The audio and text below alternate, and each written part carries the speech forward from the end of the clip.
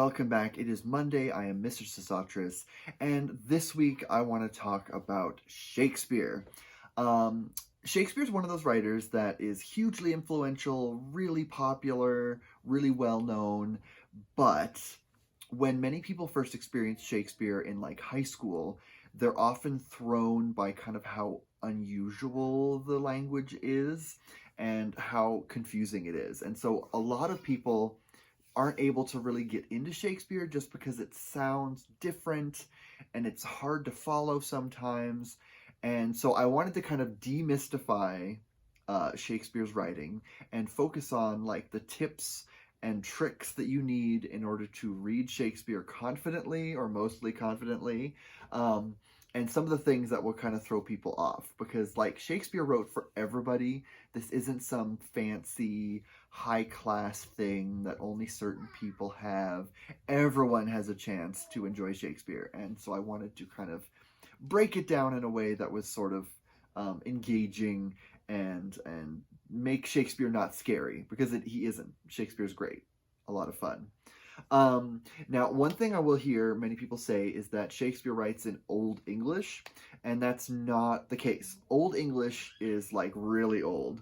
That's like what Beowulf is written in, and it doesn't even sound like English. So like the first couple words in Beowulf is like "Huet Wegarden and Gerdagum" or something like that, and it doesn't even sound like what we're familiar with. You have to translate it, like it's a totally different language. After that, you get Middle English, which is what the Canterbury Tales are written in. That's Chaucer, and that was kind of around the time of the Great Vowel Shift. Things were changing, spelling and pronunciation were really different, and so the first line of the Canterbury Tales is like Juan the April with the shores sota, the drocht of March hath pierced to the rota, I think is what it is. I probably got that wrong. But it sounds really, really different. But when you see it written down, you're like, okay, I kind of know what this is. And it sort of sounds familiar. And there's a bunch of familiar words. By the time you get to Shakespeare, Shakespeare is early modern English. So it's like modern in that we can understand it, but it's early modern in that it was just kind of the beginning of what we're familiar with now. And so there are some things in it that are kind of weird. So I'm going to go over those, and I'm going to go over kind of the conventions of Shakespeare that might throw some people, and also just some things to watch out for. And hopefully this won't be scary or confusing or anything. So this is going to be fun, I promise. Just stick with me. All right, so one of the first things to be aware of in Shakespeare is that the characters are going to be speaking in two different kinds of genres. And that tells you kind of a little bit about the character themselves. So, highborn fancy people, they speak in verse.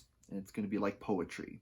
And so it's usually like iambic pentameter for the most part, which means that it's kind of got this da-da-da-da-da-da-da rhythm to it. And then there's like 10 syllables in a line. And Shakespeare cheats at that all the time. So it's not like some hard and fast rule. But for the most part, you've got 5 of these iambs in a line. So I have an example. So the highborn example of this is in Hamlet. And so this is the scene where it's near the beginning where Hamlet's first shown up, and King Claudius and Queen Gertrude are kind of being like, "What are you doing, Mr. Grumpy Gills?" kind of thing, because he's being grumpy and sad, and they want to make sure he's not sad. And this is gonna be bad because I'm not an actor, so just bear with me here. So Claudius says, "How is it that the clouds still hang on you?" And Hamlet says, "Not so, my lord. I'm too much in the sun." And then Queen Gertrude replies, "Good Hamlet, cast thy knightly colour off, and let thine eye look like a friend on Denmark. Do not forever with thy veiled lids seek for thy noble father in the dust. Thou know'st 'tis common, and all that lives must die, passing through nature to eternity." So that you can kind of get a sense of kind of the poetic nature. When you see it written down, it's really obvious because like the first line is always capitalized, and it's it's written like poetry. And there's also like rhyming couplets sometimes, and it's just a lot more kind of elevated and highborn. You can hear this the best, this kind of iambic pentameter feel in, because right before this, Hamlet has kind of a biting word against his uncle, where he's kind of making an angry pun because he's a dramatic person and I appreciate him. But the way he says it, you can hear that rhythm. So he says a little more than kin and less than kind, and so you can hear that a little more than kin and less than kind, and so you got that and it's like 10 syllables, and so that is way, like, because that's the way like the highbrow fancy people talk, like. Okay, and then when the normal common people speak, they just speak in prose, so like just normal stuff that you would see. There's no poetic flow to it. There might be some like poetic devices used here and there for kind of comedic effect or dramatic effect or whatever, but for the most part they just talk. It's just like in prose. There's no line breaks or anything. It's just like a block of text. And so this is a scene from the beginning of Henry V, when they learn that Falstaff, Sir John Falstaff, is dead, and this is the hostess who's talking about him. There's an accent here that makes this a little more tricky to read here, and she says, "Nay, sure he's not in hell. He's in Arthur's bosom, if ever a man went to Arthur's bosom, and made a finer end and went away, and it had been any Christian child. They parted even just between 12 and 1, even at the turning of the tide, for after I saw him fumble with the sheets and play with the flowers, and smile upon his finger's end, I knew there was but one way, for his nose was as sharp as a pen, and it babbled of green fields. How now, Sir John, quoth I, what man be a good cheer? So he cried out, God, God, God, 3 or 4 times. Now I to comfort him, bid him I should not think of God. I hoped there was no need to trouble himself with any such thoughts yet." So that was terrible, and I cannot do accents, so just whatever. That was kind of in like a dialect. But anyways, you can see that. There was no, it's not poetry, there's no like line breaks or anything. It's just like they just talk, and it's a little rambly, and because that's kind of the way normal people speak. So that's one thing to be on the lookout for. Is there's the elevated language of like fancy people, and then there's the common language of just like normal people. And sometimes that's used for dramatic effect, like in Hamlet when he's pretending to be crazy. He slips into speaking in prose, and so he doesn't even talk in like his normal poetic self, because he's trying to sound like weird and unsettled, and it's a little uncertain whether or not he is actually crazy, but that's a whole other thing. So first off, that's the big thing, be aware of. Moving on. And so with that said, we're going to get into kind of a few things to be aware of. There's some kind of genre conventions, just some conventions of the way plays were done at the time, just things that kind of will make Shakespeare feel a little unfamiliar, and just things that were very normal back then but aren't really as conventional nowadays. And so once you get past those, it will start to make sense, and you'll be able to kind of understand it better. The first thing to be aware of is that characters will always say everything that's being done or that they're doing. There's not a lot of like stage directions in here, and so a lot of it is like people narrating what they're doing, or commenting on the situation in a way that's like really obvious. And if you saw it now, it would just kind of, they wouldn't mention it because it would just kind of be implied. So for example, if you had someone who was like dancing around someone really annoyingly, they would, in a movie today, they would just say, stop that, whatever. But in Shakespeare's time, they would go into more detail, and they would say like, stop dancing around me like that, and you're making me dizzy, and stop touching me. They would kind of go into it in more depth. It's almost like you could do these as like radio plays, and you'd kind of still know what was going on because everyone comments on everything all the time. And so that adds a lot of extra detail to the dialogue, and so it makes the dialogue move at a slower pace than maybe we're familiar with. And so in that vein, the next thing is that characters will often repeat themselves, and sometimes the repetition is in favor of like the poetic needs of the line. If there's a certain number of syllables that you need, and you need a rhyme or something, but characters will very often repeat themselves, and they'll say what they just said in a slightly different way, or they'll use like a metaphor or something. So, for example, today you'd see someone looking at someone else and they would say, why are you so upset? Or you look upset, and that's it, and that's it. In Shakespeare's time, someone would see someone and being like, why do you look like that? Why are you so upset? Why is your face all scrunched up? And why does it look like there's a storm cloud hanging over your head?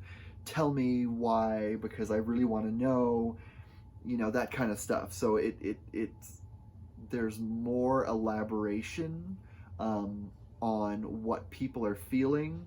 And so if you're really far away and you can't really see, it's almost like the dialogue does a lot of the acting for you. And so even if you just hear what's being said, you can kind of imagine what people are doing. And, it also gives the characters, or the actors playing the characters, clues as to kind of what they're supposed to do. And so these extra, figures of speech and flourishes were a way to kind of keep people engaged. It took normal conversations and elevated them in kind of a really flowery, poetic way. Not always flowery, but just very descriptive and detailed and complicated, so that everything was kind of interesting. So just two people sitting and talking was still fun, because people would be kind of commenting on everything. And another thing you need to be aware of with Shakespeare is that there are some puns and wordplay and rhymes that honestly just don't work anymore because the language has changed. And so there's also words that have kind of fallen out of use, and so sometimes it can be a little tricky to get past that. There are some words, for example, like the word proved, P-R-O-V-E-D, that in Shakespeare's time were pronounced differently. It would have been pronounced something like proved, or proved, and so that word is often rhymed, or it is rhymed in one instance with the word loved. And so when you see it now, you see proved rhymed with loved, and it doesn't quite work. But back in the day, when they were reading it, it would have been proved and loved, and so they would have rhymed. The English accent during Shakespeare's time is pretty great. If you can look up any information on what it sounded like, I highly recommend doing that, because like the stereotypical Long John Silver pirate accent, it's a little exaggerated, but a less exaggerated version of that was kind of what normal, like, London English sounded like in Shakespeare's time.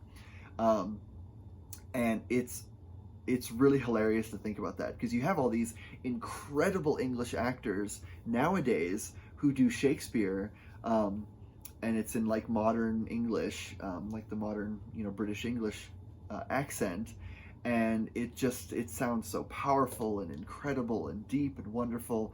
And then you imagine what it sounded like in Shakespeare's time, and it sounds almost a little silly to our ear, but like back in the day it would have been fine, and obviously the actors would have put a lot of oomph into it, but it just the English accent then was very, very different. So because of that evolution of language, there are certain times where it's almost like, like when you have like a link to a web page and it's broken, and you click on it, it brings up just like a 404 link not found.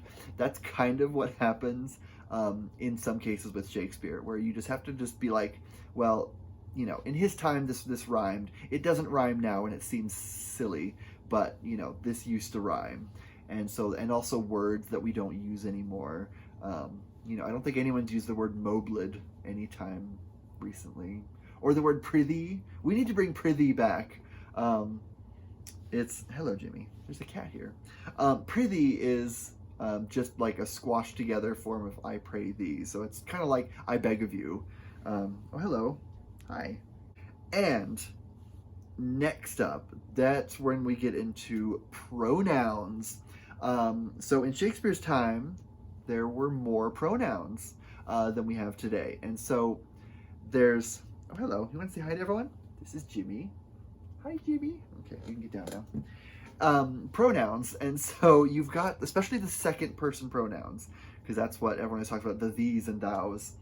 Um, Before Shakespeare, so like in like Middle English and stuff, the second person pronouns were a little bit more codified, if that makes sense. Um, they had kind of definite uses. If you think of like in French, you've got like tu and vous, and one is like formal and informal, and there's certain cases when you use that. And by Shakespeare's time, the two second person pronouns, so it's you and thou, they had kind of shifted a little bit.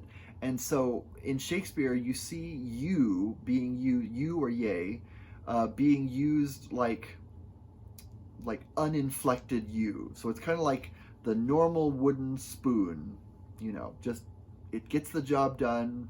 There's no flourishes or anything. It's just you, yay, that kind of thing. And then there's thou, and thou isn't necessarily more formal. It's just kind of you with feeling. And so it was used to kind of give weight to what was being said. So it was either said, maybe it was between like, people who loved one another. Romeo and Juliet use thou to describe one another a lot. It could be used to show respect. So if someone's speaking to someone of a higher social standing, they'll say thou. It can also be like you, contemptuous. And so if someone of a higher standing is talking to someone below them and they're being like patronizing or insulting, they'll say thou, because it's, you with emphasis. And the emphasis isn't good in this case. And so it's just, you just have to kind of be aware of that. You will see people say you, and you'll see like highborn people say you, and you'll see lowborn people say thou, and it's just, even Shakespeare isn't really super consistent with it, because by his time it was sort of changing a little bit. But just the you and thou thing is just on vibes. Basically, it's like if there's no vibes, it's you. If there's vibes, positive or negative, it's thou.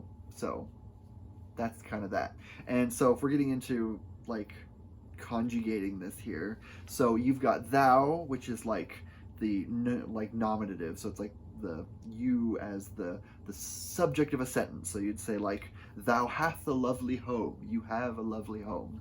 And then you've got thy and thine, and those both mean your, but they're used whether or not a word starts with a consonant. So you can say like, thy cat is adorable, or you can say like, thine attic is spooky. And so they both mean the same thing. Thy just precedes a word that starts with a consonant, and then thine starts with a word that starts with a vowel or H. So you can say like, thine home is lovely. And so that's that one. And the final one is thee, and thee is you objective, so it's like you as an object. So you could say like, I saw thee eating pizza yesterday or something. So it's like you as the object of a sentence, not the subject of a sentence.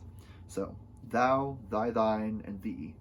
And that's just what that is. So it's not really that complicated, and you kind of get a feel for it after a while, just because in context it makes sense.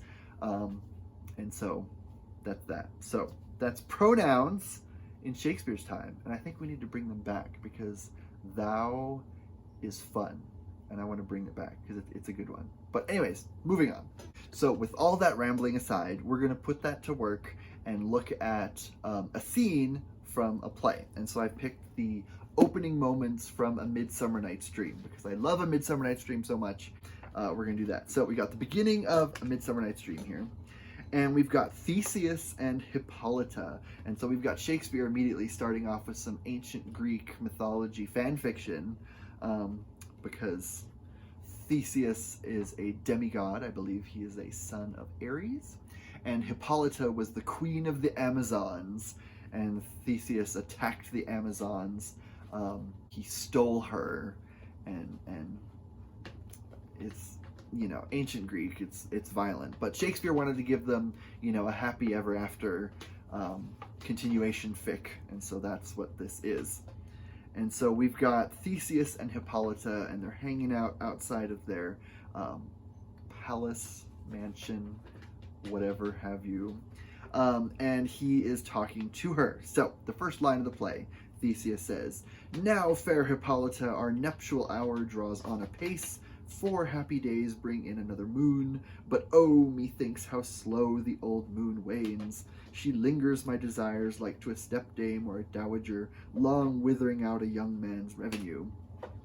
And Hippolyta says, 4 days will quickly steep themselves in night, 4 nights will quickly dream away the time, and then the moon, like to a silver bow, now bent in heaven, shall behold the night of our solemnities. And Theseus says to his party planner, "Go, Philostrate, stir up the Athenian youth to merriments, awake the pert and nimble spirits of mirth, turn melancholy forth to funerals, the pale companion is not for our pomp." And then he leaves, and he turns back to his betrothed, or wife, and says, "Hippolyta, I wooed thee with my sword," I bet you did, "and won thy love doing thee injuries. But I will wed thee in another key, with pomp and triumph, and with reveling." Okay, they're not married yet, so they're betrothed. So, all right. So, using what we know, what we've said about Shakespeare, this is a very wordy way to say kind of a few things. Basically, the first line is kind of the most important one, where he says, our nuptial hour draws on apace. So our nuptial hour, so the hour when we're going to get married, nuptial marriage, draws on apace. So it's coming soon. In 4 days. So in 4 days they're going to get married. So obviously they're planning the party. Philostrate is their party planner guy. Master of Revels, but he's a party planner. That's what he is. And if there's noise, it's because Jimmy is over here playing with things, and he shouldn't be, but it's fine. And so after he says that, he says, we're gonna get married soon, and he says how slow the old moon wanes. So he's kind of saying, I'm excited, I can't wait. The old moon, time is moving along and it's too slow. And then he goes on and basically repeats what he just said with a kind of a metaphor. He says, she lingers my desires. So she lingers, stretches out. She is holding off on letting him get married to the woman he loves. Like to a stepdame or a dowager, long withering out a young man's revenue. So it's kind of a metaphor there. So there's delayment of gratification basically here. And so basically all he says is, I can't wait until we get married. That's it. But of course it's all very elevated, and there's fancy language, and there's metaphors in here. And so, if you know what to listen for, you can listen to kind of the important stuff, and then the stuff that comes after that is just kind of elaborating on the important stuff that was already said. And so Hippolyta, where she's 4 days will quickly steep themselves in night, 4 nights will quickly dream away the time. And so she's just saying, 4 days isn't that long, it's going to move along, it's fine, it's, it'll be here before we know it. And then the moon, like to a silver bow, now bent in heaven, shall behold the night of our solemnities. And so, silver bow, she's talking about Cupid's arrow and all that stuff. And so she's time is going to move on quickly, and that moon that you mentioned, that the old moon that's waning too slowly, soon enough, like a bow which is poised and stretched, and there's tension there, it'll release. And yes, release in every sense of that word, because it's Shakespeare and everything is a sex joke. So if anything's confusing, it's probably a sex joke. Shall behold the night of our solemnities, and I'm sure it's going to be super solemn.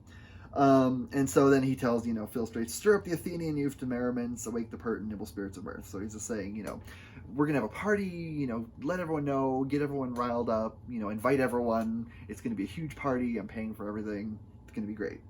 Turn melancholy forth to funerals, the pale companion is not for our pomp.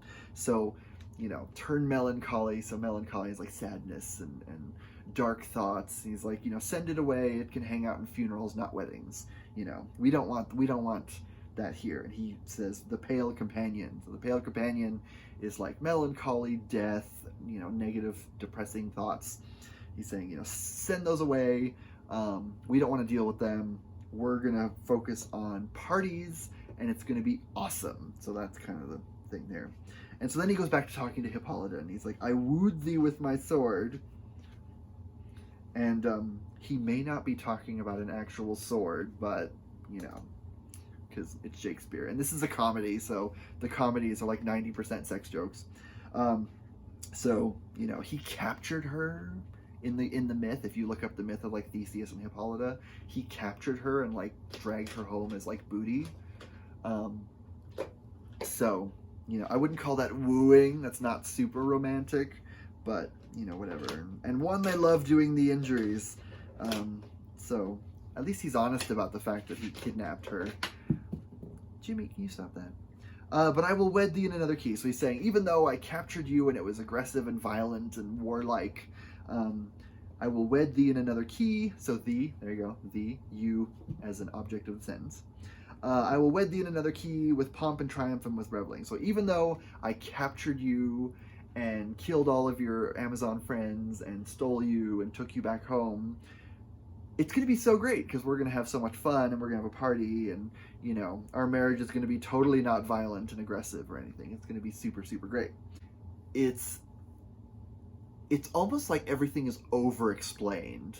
And once you realize that everything's over-explained, you can kind of dial things back a bit. Because we're very used to sort of quicker dialogue, and we're also used to, like, the actions being implied,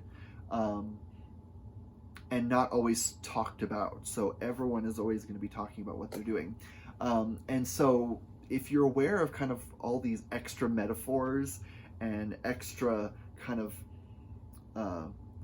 visual language that's being used, because in this scene it's literally just like a dude and a gal, and they're just like talking, and there's maybe party planning going on in the background, but they're just talking. But there's like really evocative language, you know.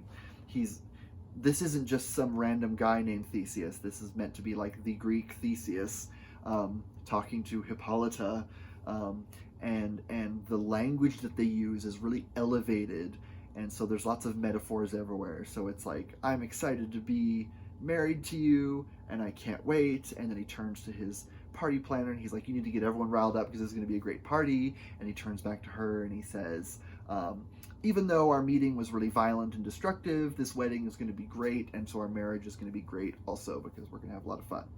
And so it's not a lot of like content,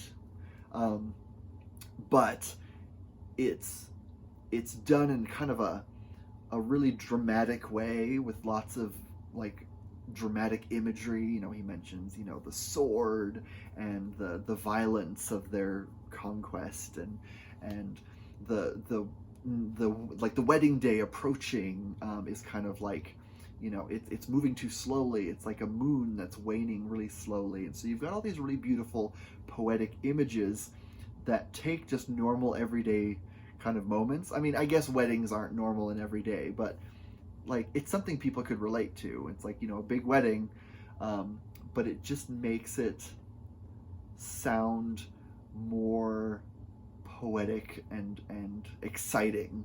And so that's kind of what Shakespeare's doing. So if you're reading Shakespeare and you're like, I cannot follow this, be aware that like 80% of what's being said is elaboration of stuff that's already been said. Just slow your brain down a little bit, and like once you find kind of the new rhythm, you'll be able to follow it, and it's not that bad. So it's not like it's super crazy difficult to understand. It's just, it moves at a different pace than what we're used to, and everything is over explained, and there's like extra metaphors added in on top of what's being said to kind of really drive home what's happening.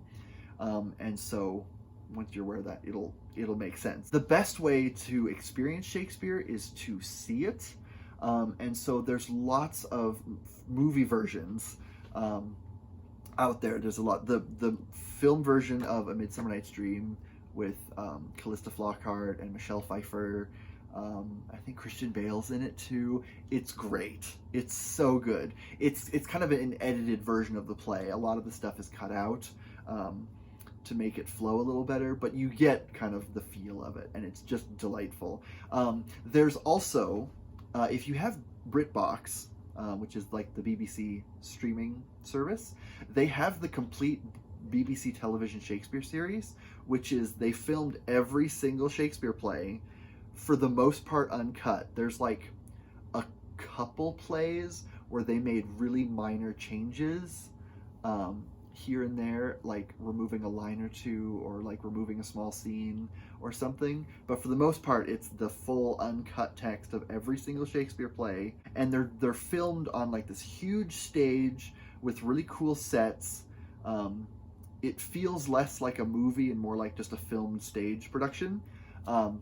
Some have really like realistic sets, like their version of Romeo and Juliet is, pretty realistic sets. Some have more like impressionistic sets, like Hamlet. It's very kind of a minimalist set, and there's like kind of just columns and a few things here and there, but for the most part, it's kind of this yawning, empty, shadowy set that seems to just kind of go on forever, and it's very cool. So if you ever want to just, like, if you have to read a Shakespeare play for a class or something, get BritBox and watch the BBC television Shakespeare version. Now, they were done in like the 70s and the 80s, so, it's a little outdated in terms of like the film quality, but you do get the whole thing, and the actors they got in these are amazing. The cast is really great, and they're really good. They're really well done. Their version of Romeo and Juliet is one of my favorites, like, ever. It's so good. So that's that. So Shakespeare is accessible, and everyone should be able to enjoy him if they want. Don't think of it as something that's just fancy and just for like highbrow people, because that's gross. Shakespeare didn't write his plays for just the nobility. He wrote them for everyone. So with that in mind, I will let you go. I will see you next week. Enjoy your reading and watching, and I'll see you then. Bye.